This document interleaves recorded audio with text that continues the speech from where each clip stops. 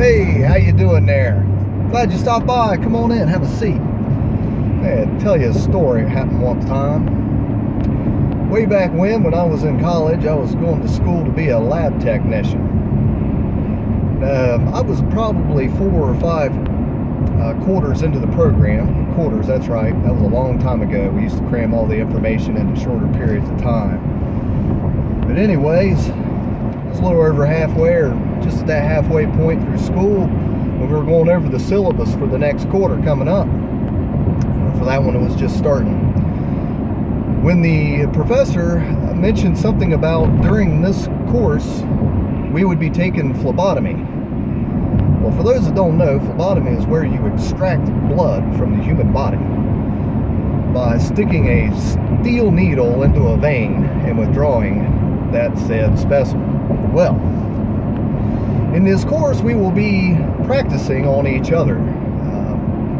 So a little fact about me at the time was a little bit more than just feared of needles. I was the youngest of 3 brothers. The youngest tends to take a lot of torture, especially from any bad ideas that an older one might get, such as, hey, if I stick somebody with a straight pin, it hurts. Hey, let me do that to the little brother. You can't fight back.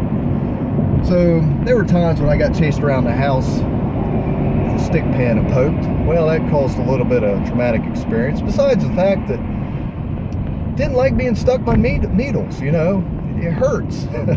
So anyway, so here I am going into this fresh new quarter of school, and we're going to have to do phlebotomies.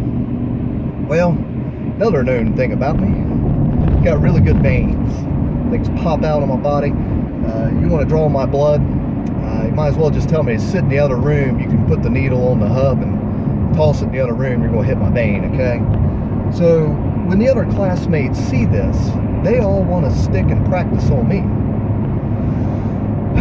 I'd come out of class, band-aids all the way up my arm, you know? Anyway, I was a nice guy about it.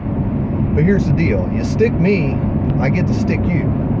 And you're going to stick me first.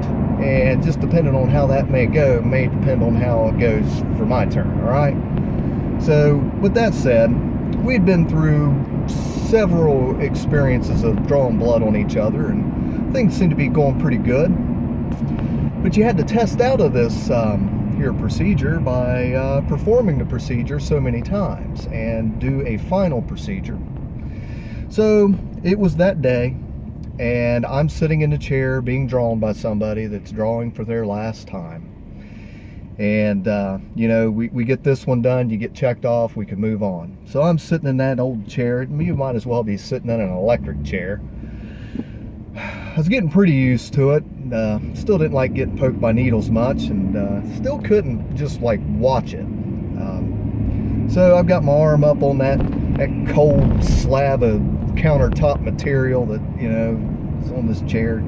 Now I'm looking away, and this guy, he's done a pretty good job, you know. He got the tourniquet on there, he found the vein, you know, which, you know, Stevie Wonder could find it 10 feet away. So he's cleaned it, and he's stuck his needle in there, and he's changed a couple tubes, when all of a sudden I'm looking away, and I kind of notice we're really not doing anything anymore, but I can tell the needle's still in there. When all of a sudden I hear a woman's voice say, "Oh my God, look at all that blood." Well, yeah, I don't like to look at a needle sticking in my arm, but that's kind of a comment that gathers your attention enough that makes you turn your head around and look down. And when I do, blood is pulled up in the crease of my arm. It's running off of my arm onto that cold countertop armchair, off of it, onto my leg, onto my pair of jeans, running down off my jeans and into the floor, and there is a small puddle of blood in the floor.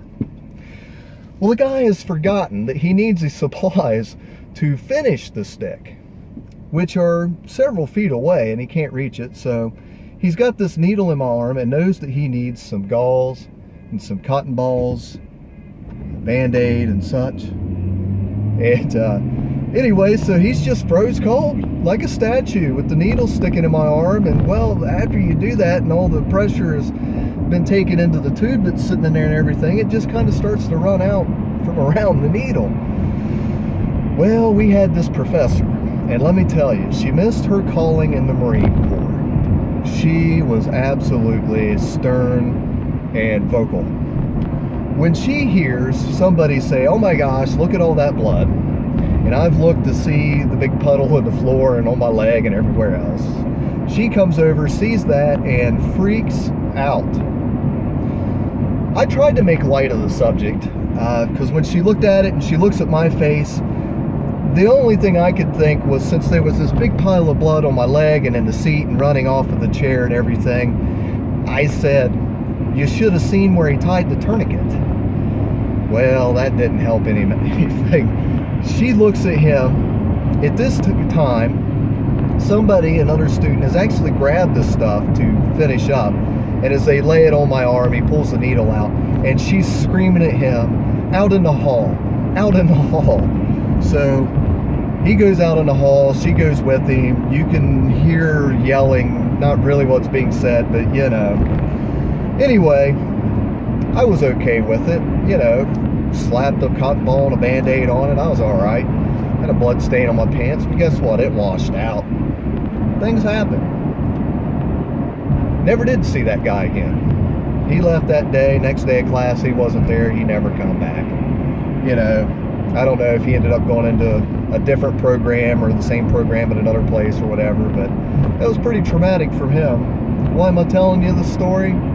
Hey, maybe you're a phlebotomy student, you just need a laugh. Maybe you're a lab tech student, you just need a laugh. Maybe you're somebody out there that's just afraid of needles, and you need to be more afraid of needles, okay? Either way, doesn't matter to me. Just thought it was a story you might want to hear since you stopped by, but that's all I got to say about that. Hey, we'll see you later.